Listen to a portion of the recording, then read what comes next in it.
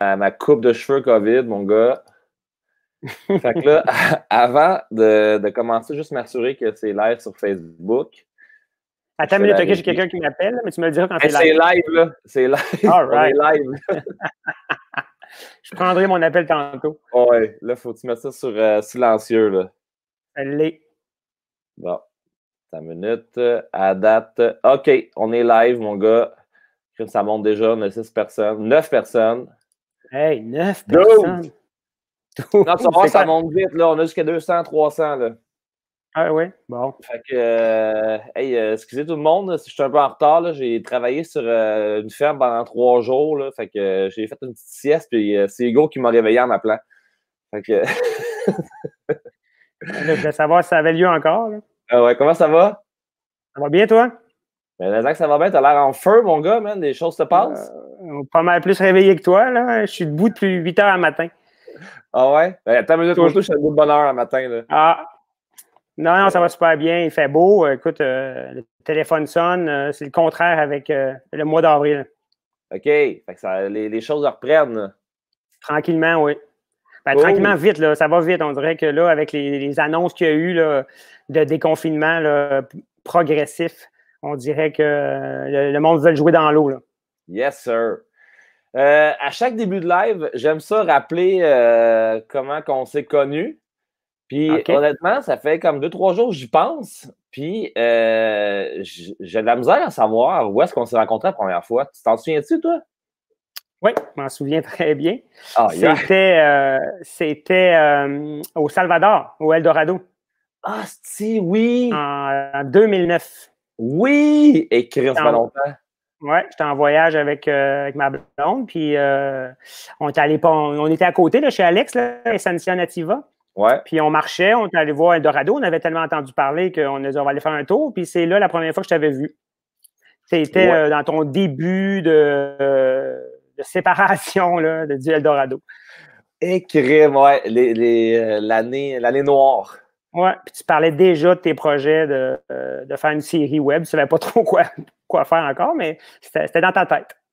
C'est donc bien cool. C'est crime, je m'en souvenais même pas. Fait que c'est vraiment le fun. Ben, oui, tant mieux. Au moins, le surf est notre point commun pour de vrai. Mais c'est connu. Mais tu m'as connu aussi à la meilleure période de moi-même aussi en même temps, même si c'était une période où je pensais sortir d'Eldorado pour revenir au Québec. Je venais de passer quand même 3 ans là-bas à vraiment vivre du surf, puis comprendre la vibe, la culture, les gens. Puis toutes les rencontres que j'ai faites quand j'étais là-bas ont été des rencontres décisives. Puis, gars, maintenant, on se parle. Là. Exact. Fait que non, ça j'avais pas vraiment le choix, là, mais bon. C'est toujours aussi sympathique. Ben non, c'est une blague. Good. Fait que là, aussi, ce qui est cool des lives, c'est que ça nous permet de se replonger dans la série Surfing, puis de revoir ce qu'on a fait ensemble il y a environ 2 ans de ça.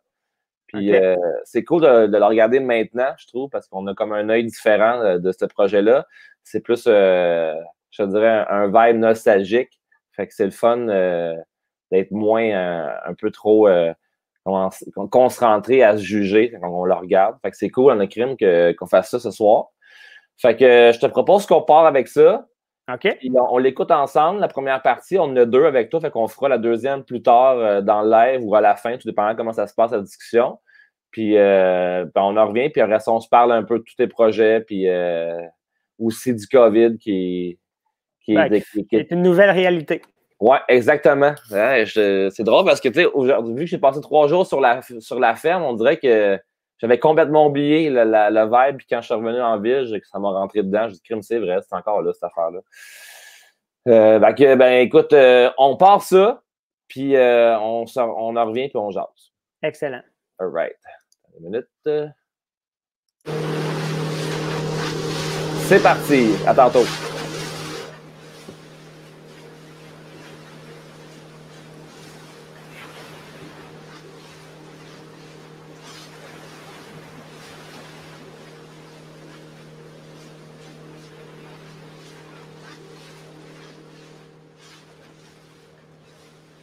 J'ai été élevé sur le bord d'un lac, en Outaouais. Je n'étais pas quelqu'un de très sportif parce que j'étais asthmatique. Et puis, j'aimais pas ça.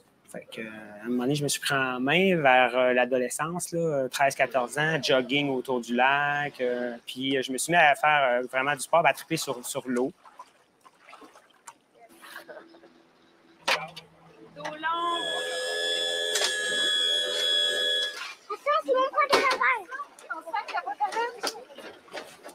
Je savais pas quoi faire dans la vie, fait que j'ai suivi un de mes amis qui, lui, voulait être policier. Fait qu'à un moment donné, c'était l'armée ou la police. Alors, j'ai décidé d'aller policier, la cité collégiale. Puis après mon 2 ans, j'attendais un peu mon tour là, pour Nicolette. Puis j'ai fait un cours de kayak avec les boutiques L'Aventurier à Montréal. On est parti de Montréal, puis ils m'ont ramené sur le bord de la rivière Petite-Nation où c'est que j'ai été élevé pour le cours. Donc, gros déclic en amour avec le kayak. Et puis, c'est là que tout a commencé.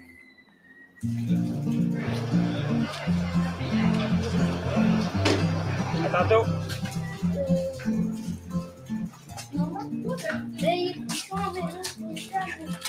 Je savais que moi, ce que je voulais faire, c'était être mon propre patron.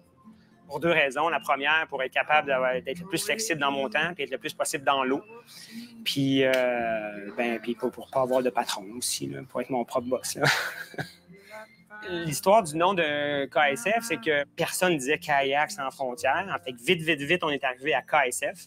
Donc, Kayak sans frontières, c'était parce que je voulais faire des voyages ailleurs avec le kayak, mais aussi parce que peut-être je voulais sortir des frontières du kayak. Fait que je savais que d'autres activités viendraient se greffer à ça. Je savais juste pas quoi. Bonne journée. Là, on remonte à 1998. Je monte un mini plan d'affaires avec mes 2 partenaires de l'époque. On contacte la ville, on dit écoute, on veut s'installer ici, à Ville-la-Salle. On donne des cours la fin de semaine ailleurs, mais on voudrait que ça soit notre base de semaine. Et ça a pris 2 ans à peu près, parce qu'au début, ils ne voulaient même pas répondre à nos courriels. On a passé par le CLD, on a eu une subvention pour nous aider, ça nous a fait une porte d'entrée, on a pu serrer une main, on s'est mis une cravate, puis ils nous ont fait confiance, ils nous ont fait un bail d'1 an, un été. Puis on dit, vous êtes à l'essai. C'est pas garanti que l'année prochaine, vous allez être là. Puis ça va faire 20 ans l'année prochaine qu'on est ici.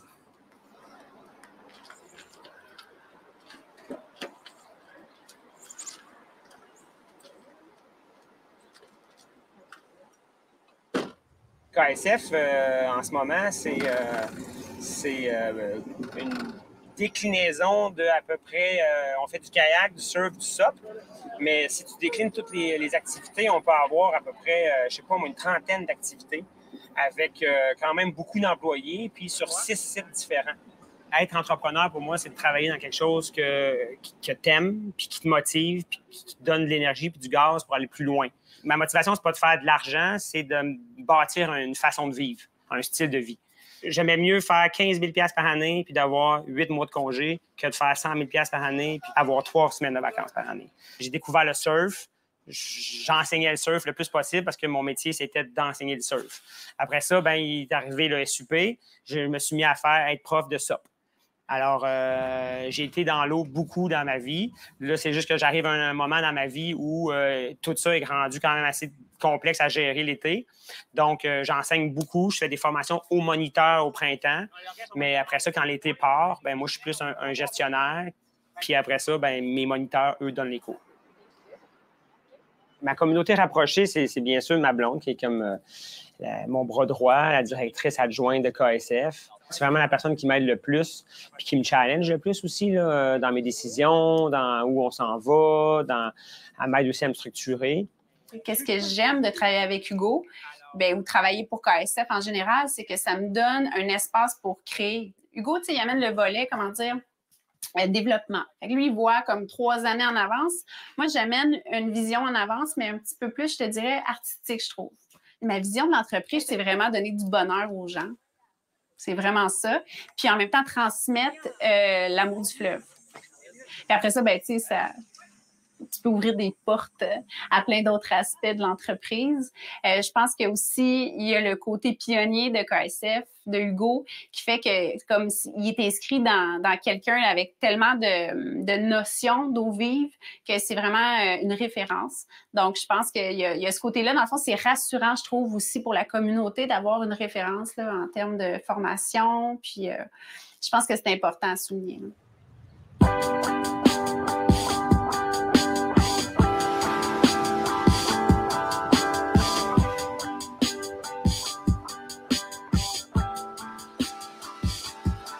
Bien, mon lifestyle à moi, puis la plupart des surfeurs montréalais de Rivière, ce qui est intéressant, c'est qu'on a une vague à proximité. On a des vagues là, où on peut y aller d'une façon quotidienne. Puis on peut intégrer notre petit lifestyle. Vous avez tous surfé dans les pays chauds. Tu vas au Nicaragua, le matin, il y a plein de monde. Pourquoi? Bien, parce que les locaux, ils s'en vont travailler. Là, dans le jour, il n'y a pas de locaux. Il n'y a rien à travailler, il y a plein de monde. Puis le dimanche, c'est pacté.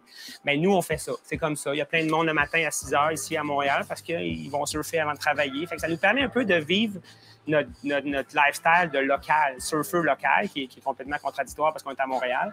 Mais ça nous permet d'avoir une petite dose d'adrénaline puis une petite dose d'entraînement avant d'aller travailler, puis les week-ends, puis de nous tenir accro ou d'avoir un effet placebo jusqu'à notre prochain voyage de surf.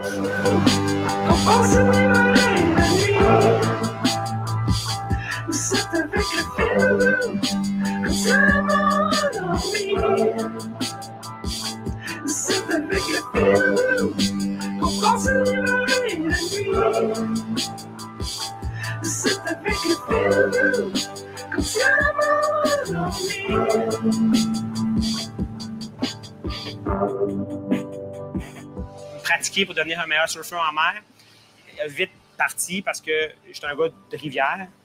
Je pense que plus qu'un gars d'océan, j'aime mieux l'eau douce que l'eau salée. Donc, c'est là que j'ai compris que le surf de rivière devenait vraiment une discipline à part entière qui était complètement différente puis que c'était pas... oui, ça nous aide en mer, mais c'est totalement différent. Les yeux de leur mère, ce sont mes pleurs qui vont tomber sur tes épaules.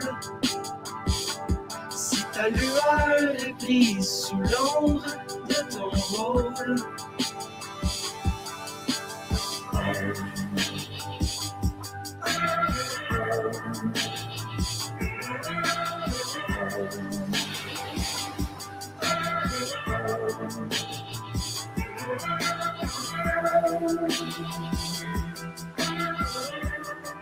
mais comme je te dis, je pense que c'est vraiment rendu deux disciplines tellement différentes que je pense que tu as moyen d'en faire un plat principal en surf en rivière. Je pense que les réseaux sociaux nous le montrent. Il n'y a pas juste à Montréal qu'on surfe. Surfait avant nous à Munich. Puis là, il y a comme un engouement pour le surf de rivière. Puis je pense que c'est rendu une discipline à part entière. T'sais. Les gens qui ne comprennent pas vraiment, dans l'image que j'ai, c'est la même que j'utilisais pour le kayak. C'est notre demi-lune, notre quarter pipe qu'on a, qui est stationnaire. Puis c'est comme si on faisait de la planche à neige dedans tout le temps, mais c'est en surf, puis c'est de l'eau.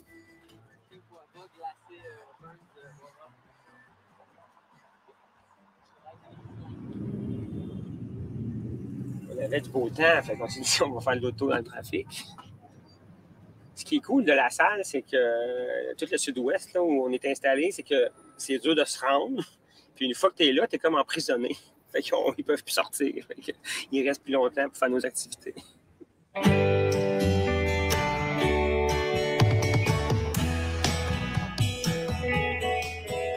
Je développe toujours mes partenariats avec des gens, pas avec des business. Donc, il faut que ces gens-là, ça clique. Il faut qu'on ait des intérêts communs. Ça peut être juste le représentant avec qui ça clique. Là. Mais après ça, la compagnie, elle a une philosophie qui m'intéresse, etc., etc.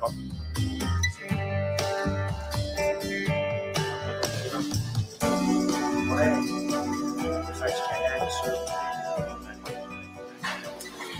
Moi, quand je viens ici, c'est comme un enfant dans une boîte de bonbons. Je veux tout prendre, tout acheter.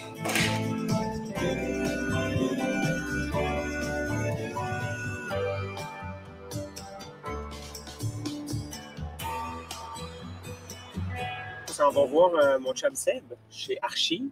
Moi, je vais faire un beau compliment à Seb, là, mais quand je suis allé à New York, j'ai vu le Saturdays. Je trouve qu'Archie, c'est un peu le Saturdays de Montréal, de Villeray. C'est la qualité des gens qui ont créé ça, mais aussi des gens qui y vont, qui fait la réputation d'une place.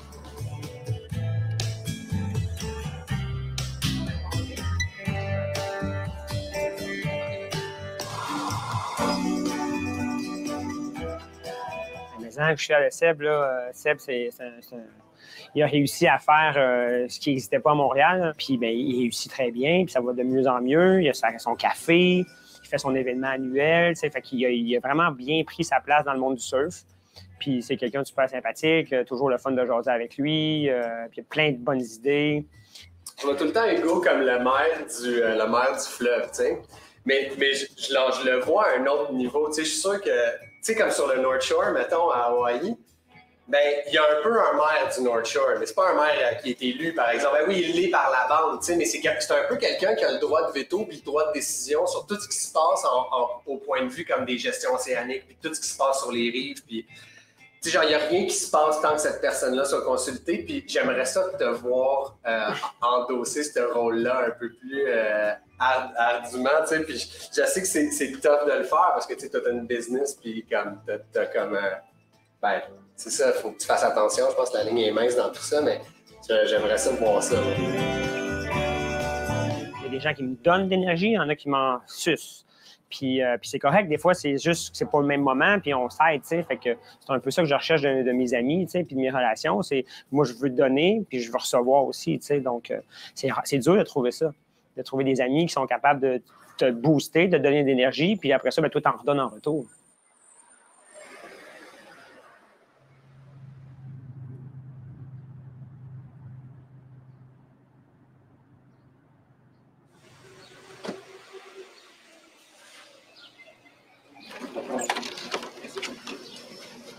Mais Martin, c'est notre All-Americ au Québec. C'est le shaper le plus reconnu qui a fait ses devoirs. Ça fait plus de 10 ans qu'il fait ça. C'est un artiste.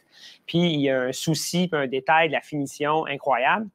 Puis quand tu parles de surf avec lui, là, tu peux perdre des heures. Tu sais, voir Martin, il va te faire sur mesure le board que tu veux. Ouais. Plus ça que de les avoir en stock, à moi sur la consigne, là, parce que honnêtement, là, on a fait cette année Volume is the key. Ouais. Puis toutes les boards avec beaucoup de volume. Pour la vague à guille, même c'est facile, tu sais que le gars va pogner des vagues, va avoir un sourire, puis genre, il va pas venir te voir, que tu n'as pas pensé à la bonne affaire. Puis même dans le Maine, tu sais, c'est plus facile de prendre des vagues. C'est vraiment un très, très, très bon chum. Donc, puis oui, c'est un vieux de la vieille, il fait partie des pionniers qui ont commencé à surfer là, à Habitat 67, là, début des années 2000. J'aime ça être en ville. J'aime ça voir les quartiers. J'aime ça, Villeray qui est en train de devenir un petit quartier de surf. Donc, j'haïs pas ça. Mais clairement, je voudrais pas vivre en ville. Il y a un dicton qui dit, tu peux sortir le gars de la campagne, mais pas la campagne du gars. Ben moi, je suis un gars de campagne. Moi, j'ai besoin d'eau, puis j'ai besoin d'arbres, puis j'ai besoin de tranquillité.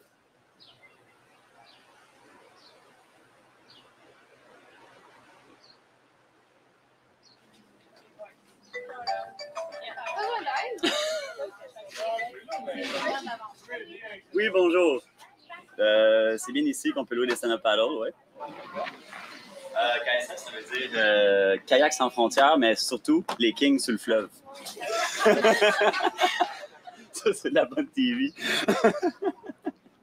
Le fleuve, ça a été premièrement mon cours d'eau proche de Montréal. Oui, il est accessible, mais il y a du courant. Il y a bien des endroits où ils sont dangereux. Tu ne peux pas arriver et t'installer n'importe où. Les accès se sont privatisés aussi au fil du temps. Donc, il n'en reste pas beaucoup.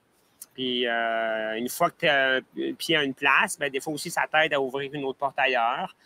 Puis là, c'est rendu que c'est souvent les arrondissements ou même les villes qui nous appellent parce qu'ils ont un accès à l'eau puis ils veulent partir une place. Donc, on est quand même chanceux pour ça, là. Mais ce qu'il faut comprendre, je pense, c'est qu'on amène quelque chose aux endroits où on est de super... c'est une belle image. C'est santé, c'est positif.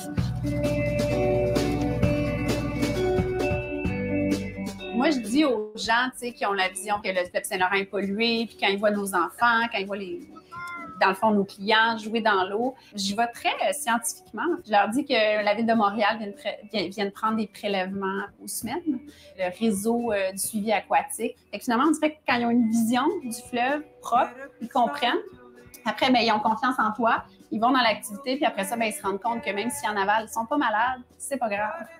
Moi, je crois que plus qu'on amène de gens vers le fleuve Saint-Laurent, bien, plus qu'ils vont se rendre compte que finalement, il est propre. Donc, c'est un peu comme un engrenage. You don't seem to care. Will you remember to start?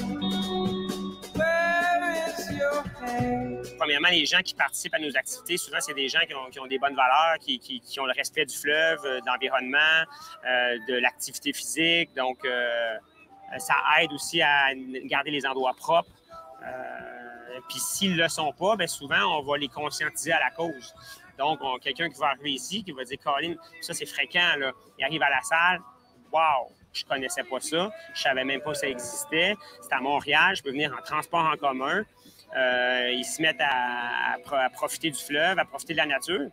Puis après ça, bien, ça change leurs habitudes de vie, puis ça va changer peut-être même leurs habitudes de pollution. Ils vont ramasser des déchets au lieu d'en laisser, ils vont se ramasser. C'est vraiment positif, je pense, d'avoir une entreprise comme la nôtre sur le bord du fleuve. Là. Don't try to run away. You know I need you there. Why can't you be... Fait que le fleuve, pour moi, c'est la raison d'être de KSF. When you're breaking my rest, why won't you leave me alone? Just go and leave me alone. Will you be there when I come home? Will you be near or gone? Hey! Des beaux souvenirs, hein? Les Kings sur le fleuve. Elle était bonne, celle-là. C'était spontané, je pense. Ça te fait de moi. Il était bon, et c'était vraiment bon, ce show-là. Oui, écoute, ça me rappelle des beaux souvenirs. Toujours dur de te voir, hein, à la TV.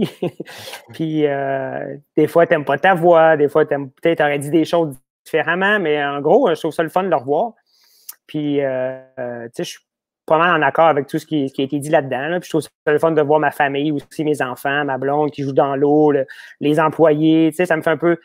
KSF, une grande famille, hein, puis là, cette année, elle réduit, tu sais, ça va rester des amis, mais au niveau des employés, on dirait qu'on va en avoir moins, là.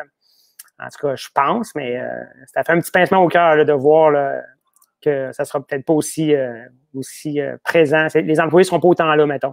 Ouais, je sais, mais en même temps, tu sais, je l'écoutais, puis ça me faisait réfléchir, puis on dirait que plus que jamais, je pense qu'une entreprise comme la tienne à Montréal va faire tout son sens en cette période de pandémie où ce que les gens doivent reconnecter avec des choses les plus simples, justement, puis peut-être, étant donné qu'on est confiné ou qu'on ne peut pas sortir trop dans les régions, d'avoir ça aussi près de chez nous, puis de tout le temps, de pas avoir conscience à quel point c'est beau, puis que on peut en profiter. Je te dirais que ton entreprise est très essentielle en ce moment. Ben oui, puis je pense que nos clients ont hâte là, qu'on réouvre, là, puis on a eu des belles annonces là, en ce sens. Là, fait que depuis le 20 mai, je pense, monsieur, madame, tout le monde peuvent prendre leur canot, leur kayak, leur planche de SUP, puis aller dans le fleuve, du moment qu'ils respectent les mesures de distanciation. Et puis, ben, nous autres, on a eu la nouvelle aussi qu'à partir du 25, ben, on pouvait ouvrir notre commerce, qu'on a pignon sur rue. Alors, on va pouvoir commencer la location. Là. On pourrait à partir de lundi, mais honnêtement, on n'est pas prêt parce qu'il y a une panoplie de mesures à mettre en place. Alors, je pense qu'on va mettre ça pour la location le plus vers le début juin. Cool. Puis justement, en parlant, tu sais, quand la nouvelle a passé du vin, que les gens pouvaient surfer, sortir avec le kayak, le canot, tout ça, jouer dans l'eau un peu plus, puis que c'était rendu légal, parce que je pense que les gens y allaient quand même, mais genre avec un petit côté, je regarde en dessous de mes épaules, puis tu sais jamais s'ils vont se faire arrêter ou pas. C'était comme une zone grise aussi. Là, de savoir que c'était clair, comment ça vu que tu habites dans le coin puis que tu vois le monde passer, c'était quoi la vibe?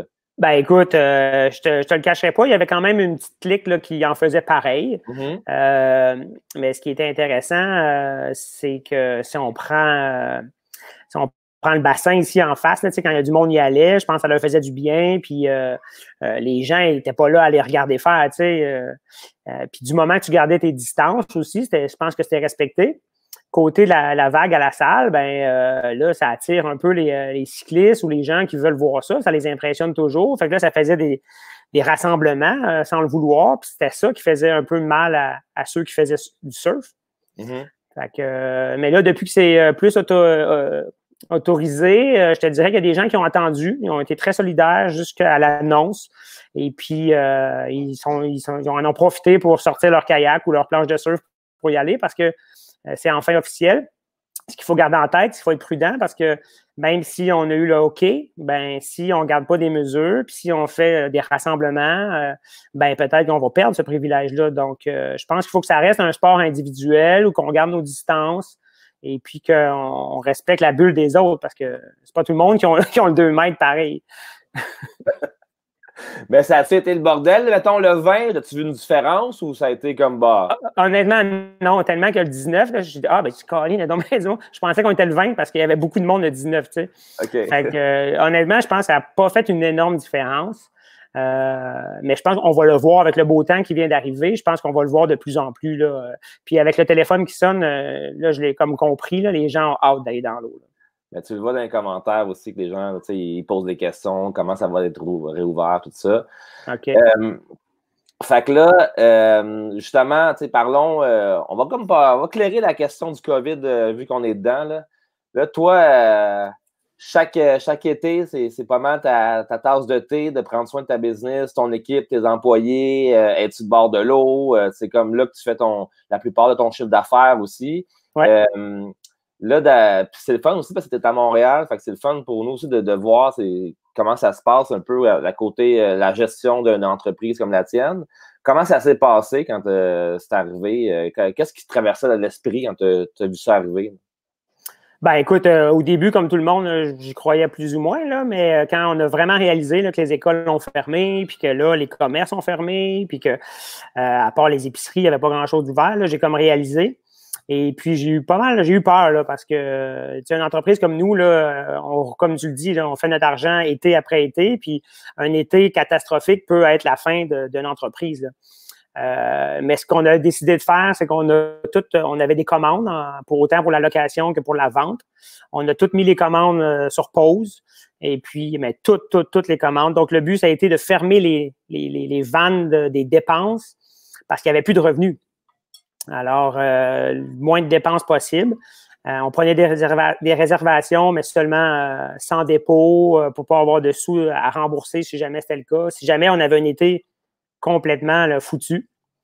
Et puis après ça, tranquillement, ben, au fur et à mesure, tu te rends compte que notre entreprise, ben, on a juste des activités individuelles.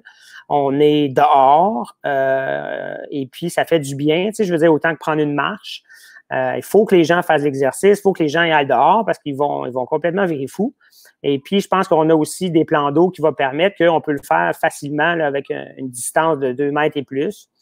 Fait que, tranquillement, je reprenais confiance et puis mais il n'y avait pas de nouvelles qui arrivaient. On travaillait fort avec notre association là, qui s'appelle Aventure Écotourisme Québec.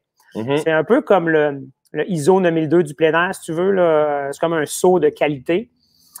Et c'est des plans d'urgence, c'est nos assurances, c'est de la certification de nos guides. Alors, on a travaillé avec eux autres pour mettre en place des mesures là, presque dès le départ. Là. OK, imagine que tu rouvres demain dans les conditions actuelles, qu'est-ce que tu vas faire? Alors, OK, on va faire ci, on va faire ça. Tu sais, des scénarios de tests pour voir comment tu réagis. Exactement. Cool. Et puis après ça, ben eux, ils sont allés après ça, devant, ils ont travaillé ça de leur bord aussi avec d'autres partenaires, d'autres boutiques, d'autres écoles comme moi. Puis, ils ont soumis des choses au ministère du Tourisme, au ministère du Sport. On a travaillé aussi avec Eau Vive Québec. Puis, là, ce qu'ils ont poussé pour que, justement, dans les premières activités de loisirs qui soient autorisées, ça soit tout ce qui est individuel puis extérieur. Alors, on rentre dans le cadre, puis comme je te dis, ça va faire du bien au monde, puis on se croise les doigts. S'il continue à faire beau comme ça, je pense qu'on va avoir un beau problème. On va être très occupés. Tu vas réengager ta gang, ça veut dire? Ben écoute, oui, c'est sûr que ça va être comme les mesures de déconfinement. On va faire ça graduel. Et puis, je pense que la dernière chose à faire, c'est de partir fou et engager tout le monde d'un coup parce que les cours, donc tout ce qui est activité guidée et encadrée, on est encore un peu dans le néant. On a confiance que ça va revenir là, bientôt, mais pour l'instant, on ne s'est pas permis de faire des cours ni des activités guidées. Puis toi, là, comment ça va à travers ça? Là, tu m'as compté, tu m'as mis toute la table par rapport à la business, là, mais Hugo, la victoire, quand il ouvrait pas puis qu'il voyait tout ça aller, sa famille, comment ça se passe, toi, dans ton petit cœur? Ben écoute, ça se passe bien. J'ai la fâcheuse habitude d'être un éternel optimiste. Ça fait que je sais qu'il va toujours avoir des solutions, je sais qu'il va toujours avoir quelque chose à faire, à changer. Puis ça m'a fait prendre conscience aussi de plein de choses. Dans le passé, là, puis je le dis dans la vidéo, là, que mon entreprise commençait à être complexe à gérer parce que j'ai ouvert des sites à droite, à gauche, Cap-Saint-Jacques, Parc Jean-Drapeau, Verdun, écoute. Puis tu te rends compte qu'à faire ça, ben tu travailles plus. Oui, ton entreprise grossit, mais tu ne fais pas nécessairement plus de sous. Puis toi, tu as moins de temps, assurément. Puis ça va à l'encontre de la raison pourquoi j'ai parti une entreprise comme ça. C'était d'avoir plus de temps possible pour être dans l'eau. Alors, tu vois, il y a des choses qui vont changer. On va probablement opérer nos sites de façon différente. Et puis, je pense pas que le but, c'est de grossir. Je pense que small is beautiful, comme ils disent. Il faut rapetisser ça. Il faut avoir du micromanagement, que ça se gère tout seul ou avec des personnes clés pour qu'eux autres qu'ils soient aussi capables d'aller jouer dans l'eau. Parce que tes employés clés, s'ils font juste travailler, ben ils se démotivent eux aussi. Alors, je pense qu'on se rend compte qu'au bout de la ligne, on est tous dans le même bateau, là. Il faut jouer dans l'eau, il faut avoir du temps de libre pour apprécier ce qu'on fait. Ça, c'est une chose. La deuxième chose, je trouve qu'il y a un beau mouvement là, du acheter local. Puis, on le sent. Les gens nous appellent, ils veulent nous encourager, ils veulent acheter des marques québécoises dans des boutiques locales. Fait que ça nous aide au bout. Puis avec mon chum Martin, qu'on a vu dans la vidéo de Guava, écoute, on a encore fait une collection de planches pour KSF. Je pense qu'ils sont à moitié vendus déjà, ils sont même pas prêts. Puis les gens, ils les réservent, ils les achètent parce qu'ils veulent acheter puis supporter l'industrie locale. Fait que moi, ça me donne des frissons, puis j'ai le goût d'aller de plus en plus vers ça. Trop cool.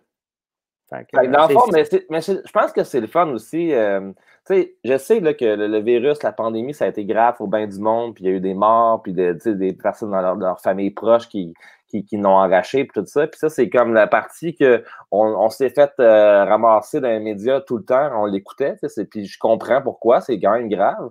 Mais reste que, il y a une partie aussi qui est comme tellement...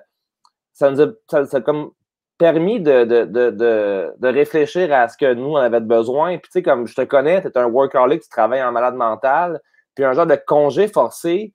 Parce que, tu peux apprendre un congé, tu es malade, mais tout tourne autour de toi. Fait que tu te sens toujours un peu comme mal. Mais là, de savoir que tout le monde est sur le même diapason, tout le monde a eu à faire cette réflexion-là, je pense que ça, de plus en plus, il y a beaucoup de positifs qui ressortent de ça. Puis je trouve ça hyper intéressant, surtout sur le plan humain, en fait. Là. Ben oui, tout à fait. On se rend compte que, premièrement, on a du temps pour penser à nos petites bébites puis à toute notre psychique parce qu'on n'avait rien à faire. Mm-hmm. À un moment donné, tu as fait le tour de Netflix, là, puis tu te rends compte quand il fait beau que c'est pas ça qu'est la vie, là, la télé. Là. Fait que tu veux aller jouer dehors. Puis je pense que c'est ça qui ressort. Tes vrais amis restent, puis tes vraies valeurs restent aussi. Moi, je n'ai pas la chance de voir beaucoup de mes amis, mais je m'assure de voir ou d'essayer de voir ceux qui sont proches de moi. Là, c'est vrai, je pense dans cette période-là aussi, vu qu'on travaillait bien gros, des fois, on a tendance à les oublier ou à les négliger, pas à cause qu'on les aime pas, c'est juste qu'on a tellement d'affaires à penser que exact. Moi aussi, pendant le congé forcé ou en tout cas la quarantaine, je me suis surpris à appeler mes vieux chums et leur dire que je m'ennuyais puis que je m'excuse d'avoir été aussi absent puis tout le kit. Fait que c'est vraiment intéressant. Ah ouais, j'étais vraiment content d'avoir ton appel. Je savais que t'allais là. Mais regarde, je suis là, je suis avec toi, je te parle. Oui. Puis, mettons je pense qu'on a fait le tour du COVID, mais qu'on va aussi dans la partie, moi, quand j'ai fait cet épisode-là avec toi, premièrement, je savais que c'était vraiment important qu'on monte, que je savais que tu étais sévère envers toi-même, puis ça nous a donné aussi une pression de plus quand on a fait ce show-là, en sachant qu'on ne voulait pas te décevoir. Puis ça, c'est toujours été quelque chose que je fais attention quand je fais des séries comme ça, surtout le documentaire, quand que les gens m'ouvrent leur porte de chez soi, de leur personnalité, de leur vraie personne. C'est tout le temps important pour moi qu'ils soient contents du résultat. Fait que, mais je peux te dire que tu étais mettons, il y en a 2, 3 là, qui étaient bien sévères, là, puis quand je finissais le montage, puis que je t'envoyais le premier jet, puis j'avais hâte de voir ta réaction, puis quand tu te dis que tu approuves ce qu'on a fait, disons que on relaxe les épaules. Ben, Grim, tant mieux, parce que je t'ai pas dit grand commentaire, si je me rappelle bien. Là. Non, je pense que tu as fait un très bon travail. Là. Puis, tu sais, c'est l'artiste, hein? C'est vous autres qui avez fait ça, toi et ta gang. Fait que c'était quand même bizarre à moins que j'aurais vraiment pas aimé quelque chose, mais sinon, non, c'était super, là, vraiment. C'était le fun de travailler avec ta gang, là, Sacha, Marc-André. Tu sais, c'était petit, puis c'était intime, puis c'était le fun de vous connaître plus en même temps. Là. Mais en plus, c'est ça, on se connaît déjà quand même un peu. Je pense que Sacha, c'était ta découverte, là, un de nos caméramans. Mais tu sais, à la fin, justement, de ce live-là, je vais remercier toute la gang. J'y ai pensé parce que je trouve que c'est vraiment important. Puis ce projet-là a été fait grâce à eux. Puis sans eux, ben, ça n'existerait pas. Là. Ben non. Mais tu sais aussi, le titre de l'épisode était Lundi dans la ville. C'était souvent quelque chose que le monde trouvait comme... T'es sûr que ça fit? Puis j'étais comme... Oui, parce que ce que je trouve hot de toi... puis qui m'intéressait beaucoup de montrer, c'est que toi, tu vis sur le bord des berges. Tu sais, étais à Verdun, si je ne me trompe pas. Oui, ben, j'habite la salle. Là, mais, la salle Verdun, en tout cas. Ça. Puis, c'est vraiment intéressant. Moi, ce qui m'a toujours fait triper de toi, c'est que tu avais comme intégré vraiment le fleuve dans ton lifestyle de tous les jours. Chaque matin, tu partais avec ton bateau, porter tes enfants à la garderie. Après ça, tu revenais à ta shop en bateau. Fait que c'est comme un gars qui est en ville, mais qui vit un lifestyle de surfeur ou qui est comme sur un autre île, comme une île déserte un peu, mais genre, dans le fond, il est en plein milieu du centre-ville. C'est quand même intéressant aussi. T'sais. Ben oui, puis je pense que si je n'avais pas trouvé ce petit oasis-là là, dans le coin, je n'habiterais pas Montréal. Là, je le dis dans le premier épisode. Moi, j'ai besoin de nature, je viens de la campagne, j'ai été élevé sur le bord d'un lac. Alors, pour moi, me retrouver un endroit où il n'y avait pas d'eau, c'était complètement pas acceptable. Puis, c'est un concours de circonstances. Mais oui, après les années d'installer KSF ici à la salle, c'était un petit peu, c'était beaucoup de travail, mais c'était un accident aussi à quelque part. On ne pensait pas qu'un jour, ça deviendrait notre base principale. Avec le recul, je me rends compte que j'ai vraiment bien fait de faire ça.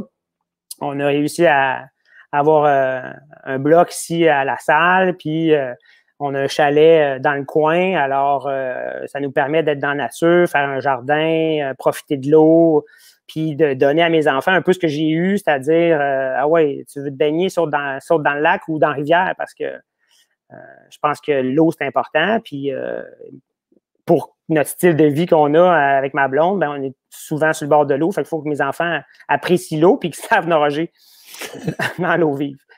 Fait que c'est vraiment trippant, puis moi, je comprenais un peu l'idée de l'Indien dans la ville. Là. Encore une fois, c'est toi l'artiste. Ben, en tout cas, il y a bien du monde qui me disait « Ouais, je suis pas sûr de ce site-là. » Mais moi, je trouvais que ça faisait tout son sens. Puis, mais c'est ça qui est hot, c'est que tu as réussi à rester en ville sans compromis sur tes valeurs. Puis, honnêtement, c'est impressionnant parce que est-ce que tu te vois aller vivre ailleurs en ce moment? Honnêtement, oui. Mais juste l'hiver. OK. Mais genre ailleurs dans le monde, mais je parle au Québec. Même au Québec, je passerais mes hivers, exemple, d'un canton de l'Est ou là, je vais y aller en général, là, mais tu sais, dans mon petit cœur d'enfant, là, quand je m'en vais, je sais pas, moi, faire du ski au Mont-Édouard, je me dis pourquoi j'habite à la salle, il n'y a pas de neige. Puis là-bas, ils reçoivent 14 mètres par hiver. Pourquoi on n'habite pas là l'hiver? Alors, peut-être que ma blonde vient des cantons de l'Est. On aurait peut-être une opportunité d'aller là. Il n'y a pas plus de neige, mais ils en font. Il y a de la neige artificielle. Puis, tu te rapproches un peu du Maine, puis tu peux aller faire du surf sans passer 3 ponts. Puis, peut-être un jour, on fera ça, mais chose certaine, je ne me vois pas l'été ailleurs que dans le coin. Cool. Puis, ben, est-ce que, étant donné que le fleuve, là, c'est quand même une partie très importante de toi puis de ta famille, puis est-ce que tu as l'impression que des fois, tu sais, justement, Seb du Archive, il parlait que quand il aimait ça que tu sois le maire du fleuve, tout ça. Est-ce que tu as l'impression que des fois, tu as comme une genre de responsabilité, étant donné que tu ne fais pas juste en profiter, mais tu as aussi fait ta business autour de ça. Puis c'est quand même aussi quelque chose que, tu sais, tout le monde peut en profiter, puis tu es arrivé que ton entreprise KSF, tu as voulu comme aussi en faire ton gagne-pain, mais ça reste que c'est comme bien difficile des fois de jumeler les deux parce que, tu sais, étant donné que c'est public, les gens ne comprennent pas trop des fois que, comment je pourrais dire ça, que tu en bénéficies, puis qu'il n'y a pas d'autre business qui fait ça, puis tout ça. Mais en même temps, ça fait vraiment tout son sens parce que tu respectes tellement ce fleuve-là, tu en prends tellement soin, tu rentres ta famille là-dedans que j'ai rarement vu quelqu'un d'aussi intègre puis que je pense que c'est important que tu sois là. Comment tu perçois ce genre de titre-là, le maire du fleuve? Ben, écoute, j'ai toujours eu de la misère avec les titres, là, mais ça m'a bien fait rire quand Seb avait dit ça, mais c'est une responsabilité que je veux pas, mais que je prends quand même, dans le sens que dans tout ce que je fais, j'essaie que ça soit conséquent. Donc, je peux pas, moi, aller jouer dans le fleuve puis pas redonner quelque chose en retour. Donc, je pense pas qu'on avait parlé beaucoup dans les épisodes, mais puis c'est pas pour me péter les bretelles que je fais ça, c'est vraiment pour redonner au fleuve. Puis je travaille beaucoup avec un organisme qui s'appelle ici Héritage Laurentien. Fait que c'est super important pour moi de le protéger, ce fleuve-là. Alors, on a un projet de sterne, la sterne Pierre Guérin. C'est un oiseau qui est quand même en situation précaire. Puis le goéland, il va manger les œufs. Fait que pour faire une histoire courte, on a une zone où on protège ces oiseaux-là. Puis on chasse un peu les goélands, puis on protège la nidification des sternes. Puis, bon an, mal an, ben, on sauve 400, 500 sternes par année. À l'île Rock, où on peut aussi aller faire du stand-up paddleboard là, à Verdun, il y a une plante aquatique qui est en voie d'inspection. Je les aide à essayer de sauver la plante parce qu'il y a juste 2 endroits au Québec qui en restent. Donc, pour moi, c'est important. Puis la Carmentine d'Amérique, c'est ça? La Carmentine d'Amérique, ouais, exactement. On s'est mis membre dernièrement de 1% pour la planète. Fait qu'on s'engage à redonner 1% de notre chiffre d'affaires à cette fondation-là. Et puis, ben, on pense qu'éventuellement, ça va faire des petites différences pour des associations, des organismes qui en ont besoin. Puis, c'est important pour moi de le faire, ça. Puis, ça me ramène toujours avec un projet que j'avais à l'époque. On a parti à un organisme à but non lucratif qui s'appelle Tous au fleuve. Puis, c'était vraiment dans le but de faire des actions comme ça, de prendre les gens qui pensent que le fleuve, ou pas qui pensent, mais qui agit un peu comme si le fleuve, c'était une poubelle, parce que il y a 100 ans, écoute, il y a 30 ans, 50 ans, c'était un peu ça que le monde pensait, tu sais, le fleuve, il coule, ben on va pitcher nos déchets, puis ils seront plus en face de chez nous, là. Ils vont une partie.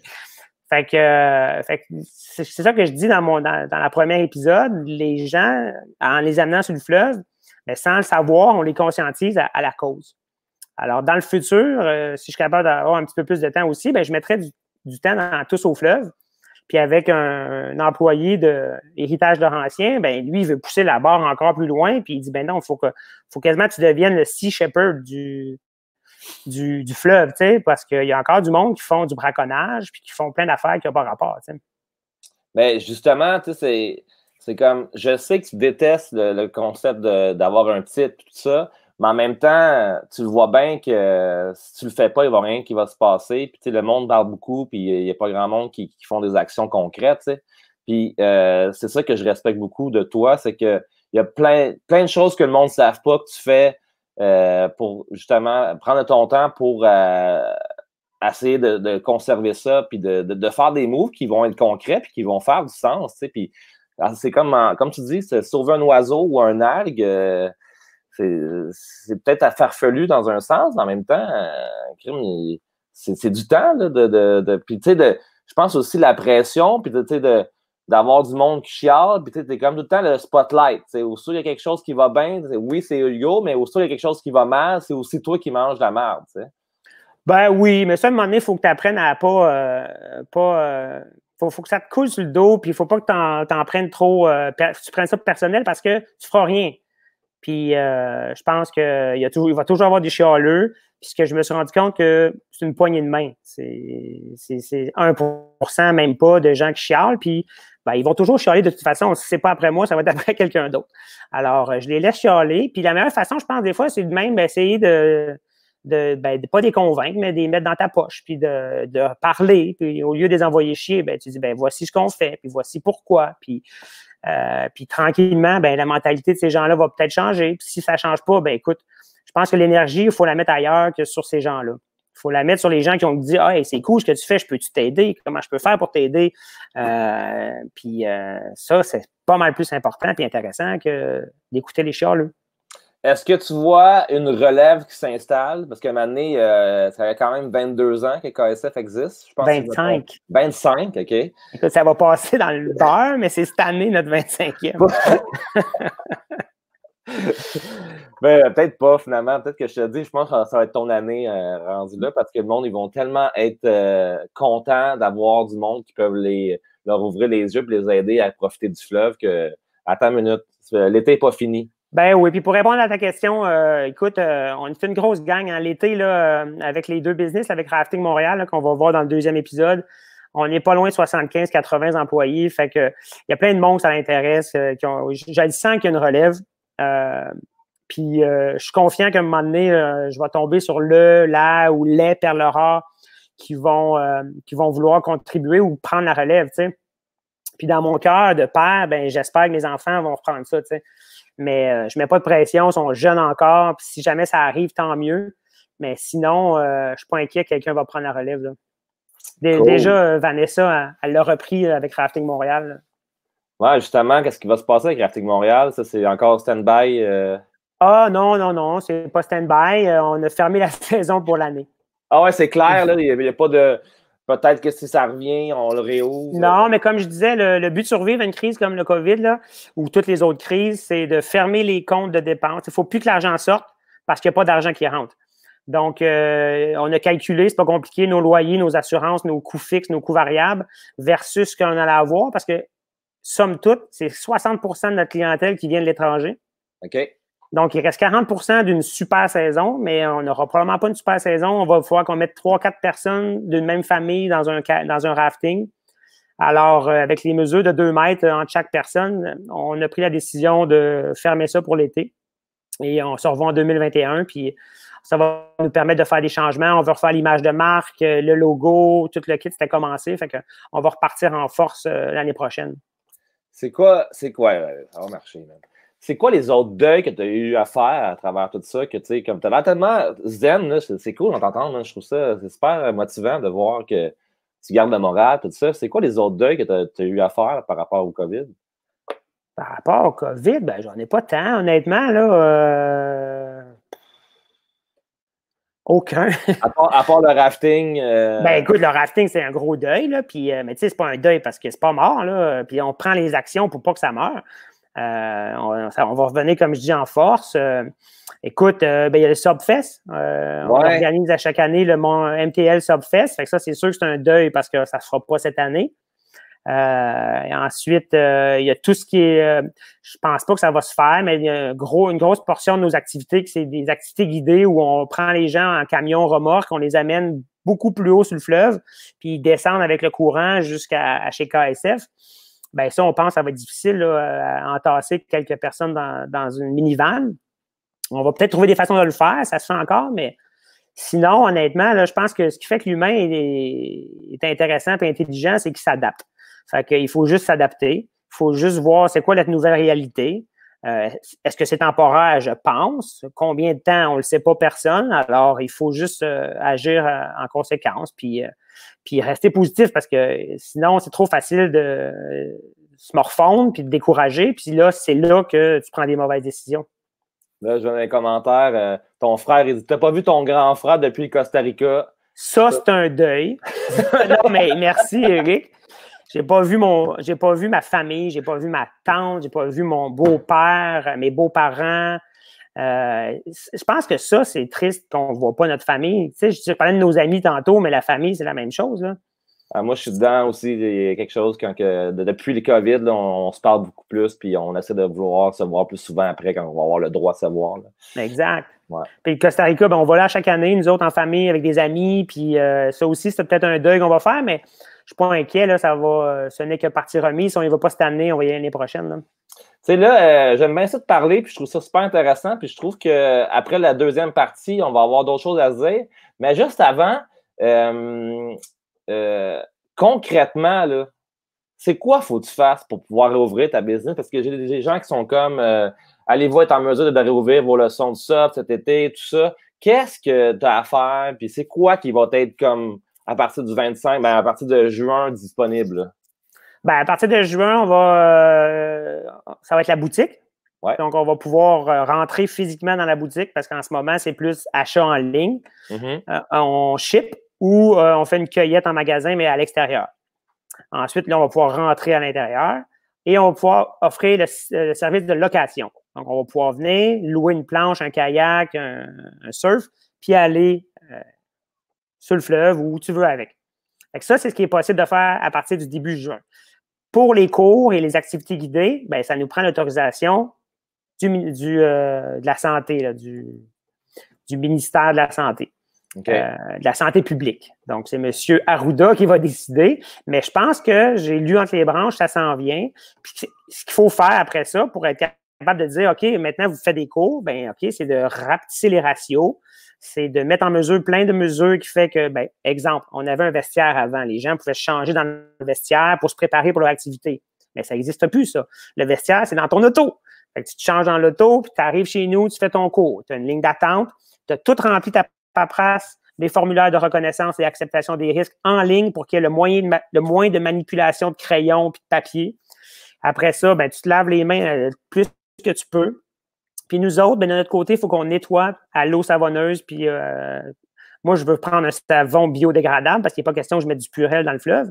Fait qu'on va le plus possible laver les équipements pour qu'entre chaque cours puis entre chaque location, les gens qui viennent chez nous, ben, ils ne mettront pas leur vie en danger, mais on s'entend, là, quand tu fais du SOP, tu ne lèches pas ta planche. Là. Alors, je pense que ça va être assez facile pour nous d'opérer. Je dis aux gens de garder confiance. Là, à partir de la mi-juin, je pense qu'on va avoir probablement un été assez normal chez KSF. Là. Mais avec plein de mesures. Hein, il va y avoir une file d'attente dehors, il va y avoir... le plexiglas à la caisse. Le plexiglas à la caisse. Moi, je vais suggérer à nos employés fortement de porter le masque. Et puis, probablement que les gens, s'ils peuvent rentrer, je vais suggérer aussi les gens, quand ils rentrent dans la boutique, de porter un masque. On va vendre des masques réutilisables parce que pas question encore qu'on jette du papier puis des masques partout. Alors, c'est ça qui va faire, c'est ça qui va faire qu'on va pouvoir réouvrir. Et puis, il faut faire les choses correctement parce que si jamais on est à un endroit où tu peux attraper le COVID, ben on va fermer. Mais garde, juste une question. Est-ce qu'il y a des genres de. Quand tu fais tout ça, là, est-ce qu'après ça, il y a des inspecteurs qui viennent te voir? Comment ça marche? Oui, c'est des inspecteurs aléatoires. Donc, il n'y aura pas quelqu'un qui va venir chez nous et qui va dire fais ça pour ouvrir. Il va dire ouvre. Il faut que tu montres bonne foi que tu vas faire tout en ton possible pour que les mesures soient respectées et que les gens n'attrapent pas le coronavirus chez vous. Donc, si tu fais ça de bonne foi, tu as quand même une bonne longueur d'avance. Puis après ça, ben, ça se peut que quelqu'un arrive chez vous puis qui regarde, y a-tu des lignes à terre? Il va arriver avec sa bâche. Puis il va dire, OK, moi, je suis l'inspecteur des mesures sanitaires. Puis ma quincaillerie du coin, il y a eu la visite. Et puis, il était bien content d'avoir mis des mesures en place parce que sinon, il aurait probablement fermé.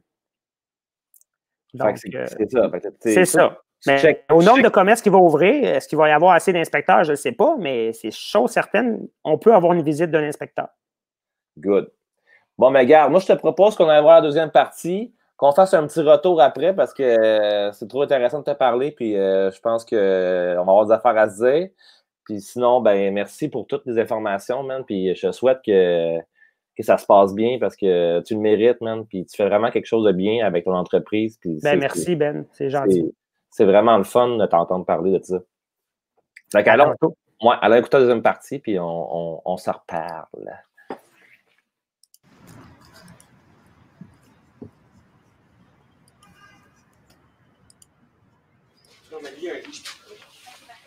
Mon plus grand défi au quotidien, là, c'est le quotidien avec ma blonde. Parce que on est tellement dedans, on a tellement la tête dedans, on prend ça tellement à cœur les deux. Puis faut trouver une façon de garder le conte de fées de couple en vie. Parce que être en travaillant ensemble, c'est ça que ça tue un peu. Tu sais. On fait nos textos sur nos téléphones le soir, blablabla. Fait que c'est vraiment de garder l'espèce de romantisme.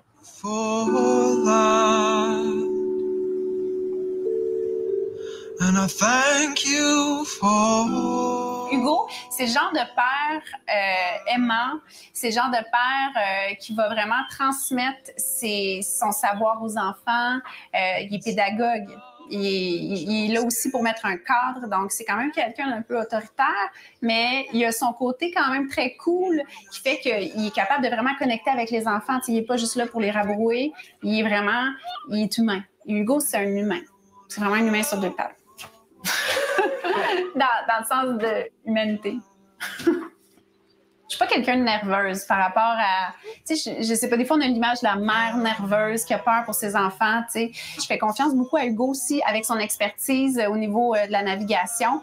J'ai pas peur.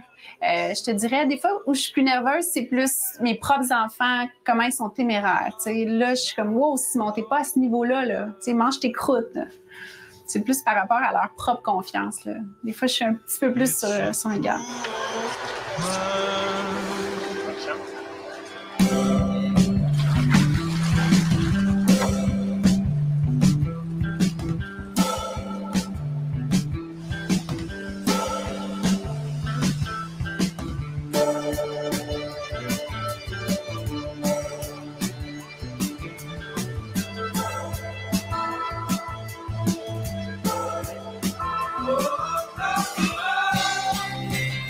Ça nous est souvent arrivé qu'il y a des clients, finalement, qui disent hey, « il est donc bien jeune pour faire cette activité-là, ça marche pas. » Souvent, les gens nous surveillent. Puis, je te dirais aussi que c'est beaucoup l'entourage. J'avais beaucoup de questions des éducatrices de la garderie à savoir ah oui, vous êtes dans le fleuve, ah oui, donc les jeunes pour faire ça, tu sais, ils trouvaient ça cool, mais en même temps, tu sens que finalement, c'est challengeant. Tu sais, l'eau, c'est vraiment un élément qui est pas que c'est pas tout le monde qui est à l'aise dans l'eau. Donc, on dirait qu'il y a quelque chose de mythique à travers la relation de l'humain avec l'eau.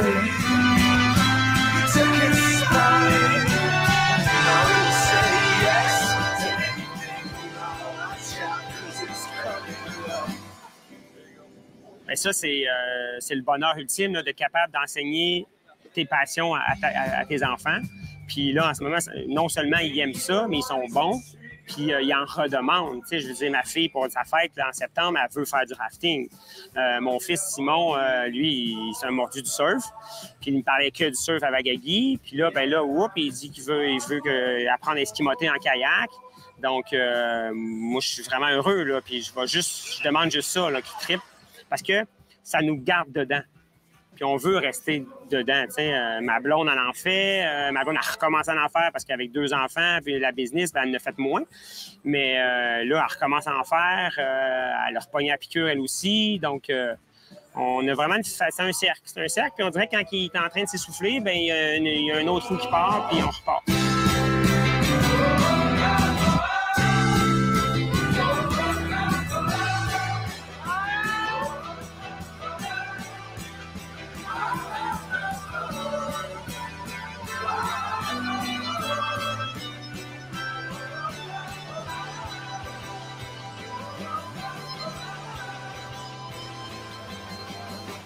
Le fait qu'on a un lifestyle qui est spécial, beaucoup de gens pensent qu'on veut le faire comme ça. Mais oui, ça fait partie de notre vision, mais en même temps, c'est comme naturel. Je ne sais pas comment expliquer ça. C'est comme si on ne l'a pas forcé, tu sais. Ça vient avec l'emploi qu'on a, avec la famille qu'on a. Ça se crée naturellement, finalement.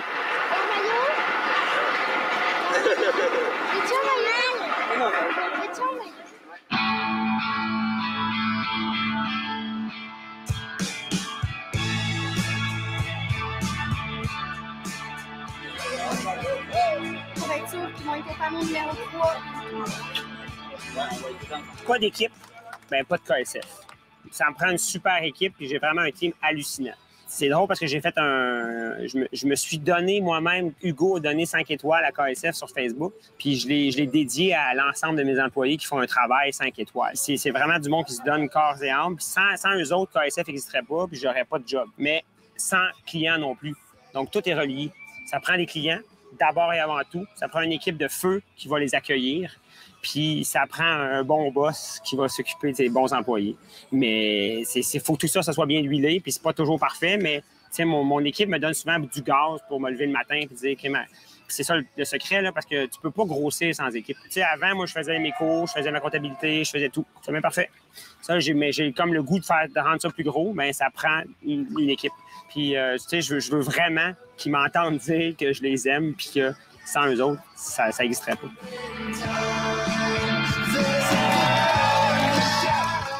T'aimes ou t'aimes pas, là, mais Pied de cochon, la fameuse cabane à sucre, ben le gars, à un moment donné, il a su s'entourer de ses employés, puis il a donné des parts à droite, à gauche, à des jeunes pour les garder. Parce qu'à un moment donné, quand tu as un bon élément, il faut que tu lui donnes quelque chose, ou tu l'impliques un peu plus, parce que sinon, la motivation, elle ne peut plus être là.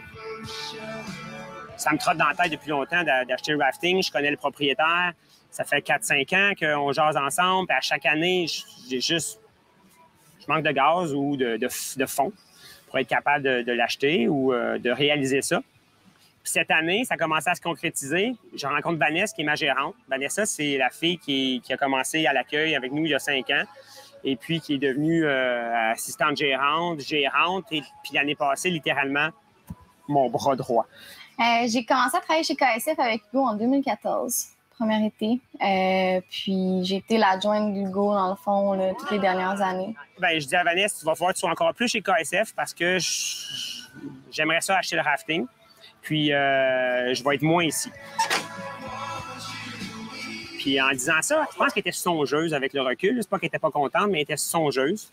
Parce que le lendemain, elle me dit, Hugo, elle dit, tu peux pas être moins ici. Tu sais, KSF, c'est trop complexe pour moi, puis ça a été bâti autour de toi. Et on parle d'une boutique, on parle des locations, on parle du volet corporatif qu'on veut augmenter, j'ai différents sites. Et puis, si t'es pas là, ben ça va rouler tout croche. Elle m'a dit, par contre, je veux m'impliquer dans le rafting, puis j'aimerais ça l'acheter avec toi. 50-50, c'est sûr. Pourquoi? Parce que je m'investis là-dedans. Fait que c'est sûr que j'allais pas prendre un 20% puis m'investir au complet. On va y aller à deux là-dedans. On va y aller à deux, 50-50. On va décider chacun de notre côté. On va prendre des décisions puis on va avoir un pouvoir équitable. Fait qu'il a dit, c'est cool parce que justement, je pense à toi. Du jour au lendemain, tu partner pas up avec n'importe qui pour une business. Moi, je suis quelqu'un aussi d'assez solitaire en business. J'aime ça avoir une équipe, j'aime ça avoir des employés, des partenaires, des collaborateurs. Donc, quand est arrivé le deal avec Vanessa, ce qui s'est passé, c'est que ça me prenait quelqu'un avec qui j'avais 100% confiance. Et puis, c'est une bonne affaire que j'ai faite parce que Vanessa aussi est jeune. Donc, on ne sait pas ce que le futur nous réserve. Mais moi, si jamais mes enfants décident de ne pas reprendre mes entreprises, ça va être mes employés qui vont la reprendre. Puis, c'est pas quelqu'un de mon âge qui va reprendre ça. C'est du monde des jeunes qui sont là depuis longtemps. T'sais, il veut que tout le monde voyage. Il veut donner les congés aux gens pour vas-y, surfer 2 mois en Afrique, là, let's go, fais-le ton rêve. Moi, j'ai réussi à faire le mien, fait que vas-y. Il encourage vraiment tout le monde dans ses petits projets, puis il va t'aider pour que tu puisses, toi, accomplir ton rêve aussi. C'est qu'il y a une mission vraiment bien définie, puis il y a une passion juste folle. Fait qu'ils réunissent ensemble, puis tout le monde veut le suivre.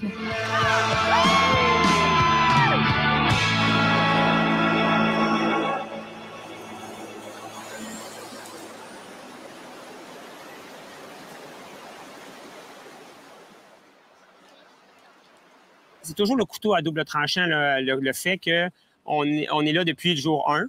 Donc, depuis le jour 1, depuis que le jour qui existe du surf à Montréal, on est là, puis on donne des cours.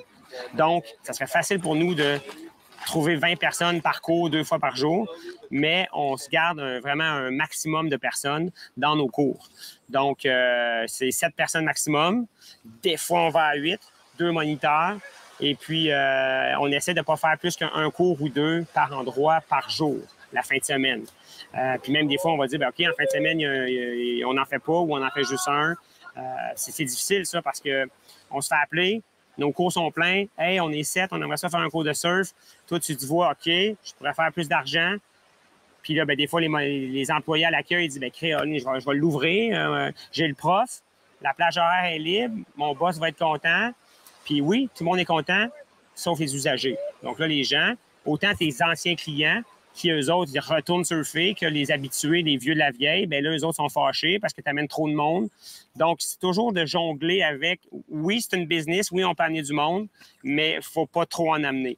Donc, mon nombre de personnes que je peux initier par année, il est pas mal saturé en surf.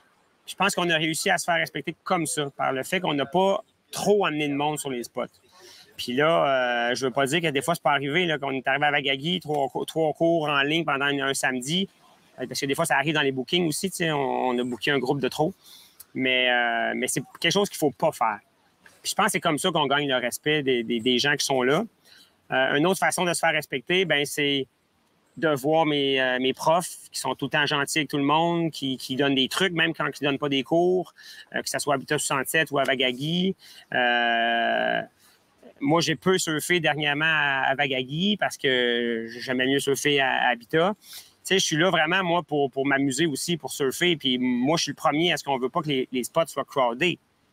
Mais d'un autre côté, je pense que c'est un mal nécessaire parce que ça ne va jamais arrêter. Puis c'est pas juste moi qui amène du monde, là. Tous les gens qui en font déjà disent à leurs amis, viens, je vais te montrer, viens, je vais t'amener. Puis avec les réseaux sociaux, bien, ça fait juste grossir. Donc, moi, je suis convaincu que c'est un mal nécessaire pour qu'éventuellement, on soit capable de convaincre la ville ou le gouvernement ou n'importe qui de créer peut-être d'autres vagues ou des parcs d'eau vive parce que, clairement, il y a un potentiel énorme, là, on le voit là, avec l'achalandage.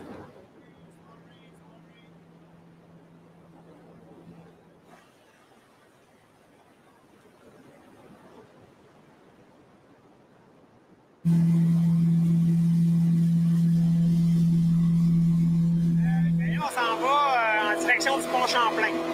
Donc, le nouveau et le vieux pont Champlain pour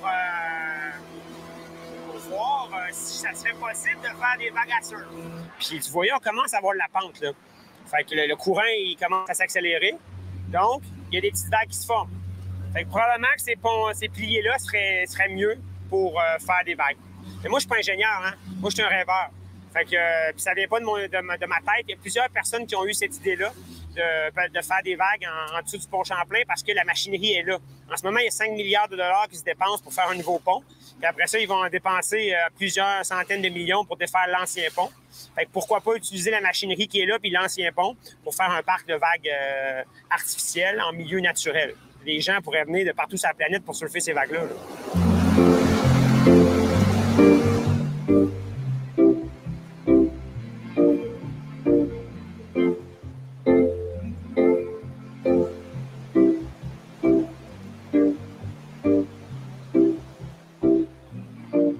Les endroits où on surfe, des fois, on a encore le statut de tolérer. Pas accepté encore 100% officiellement. On voit une ouverture d'esprit là, de la ville autour du site de la Wagagi, mais autour d'Habitat 67 encore, je pense qu'on est encore sous observation. Puis je pense que la ville, les autorités vont essayer de s'assurer qu'on fait bien les choses avant de peut-être investir un peu plus de temps ou même de nous accepter officiellement, ce qui serait quand même un bon move. So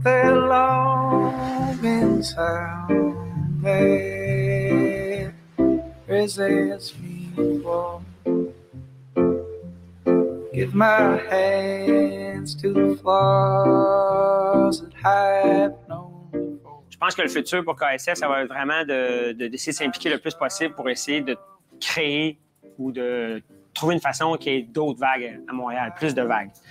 Puis ça, c'est pas d'hier que je rêve à ça, puis que je suis pas le seul à rêver non plus à ça. Puis je pense qu'on a le potentiel là, avec le débit d'eau qu'on a dans le fleuve. Il y a comme un peu un gaspillage, là, parce que le courant, il passe à chaque jour. Et puis, il va pas passer moins ou plus si on met des modules, si on crée d'autres vagues. On pourrait créer 2, 3, 4 vagues, puis enfin vraiment pomper un peu le potentiel du surf de rivière. Donc, c'est un peu mon cheval de bataille. Il y a 2, 3 projets en ce moment qui sont un peu en branle, certains plus que d'autres. Moi, je m'implique beaucoup avec Eau Vive Québec et la Fédération de kayak d'eau vive du Québec. Moi, c'est primordial pour moi de travailler avec eux parce que c'est l'instance gouvernementale, si vous voulez. C'est plus gros que KSF. Donc, on est pris plus au sérieux aussi comme ça. Puis c'est quelque chose de neutre. Donc, c'est pas une école qui dit, ben moi, je veux faire des vagues. C'est une association et ça va aussi profiter, oui, à KSF, mais à monsieur, madame, tout le monde, au kayak, au rafting, etc. Donc, si je pouvais avoir plus de temps libre dans mon quotidien, dans mon année, c'est vraiment vers ça que j'aimerais me tourner pour que ça se fasse. Parce que je pense que ça serait une espèce de beau projet, puis je serais fier d'avoir participé à ça.